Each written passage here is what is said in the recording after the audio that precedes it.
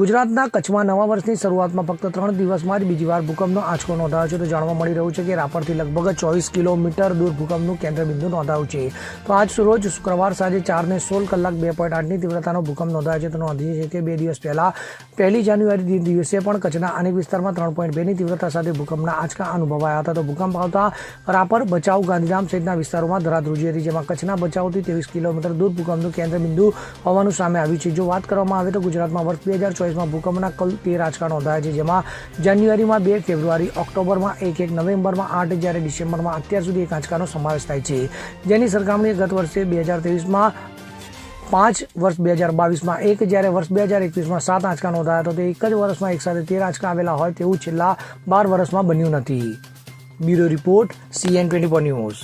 હવે જુઓ દેશ દુનિયાની તમામ ખબરો તમારી આંગળીના ટેરવે. ઉઠાવો મોબાઈલ અને Google Play Store પરથી ડાઉનલોડ કરો અમારી CN24 ન્યૂઝ મોબાઈલ એપ.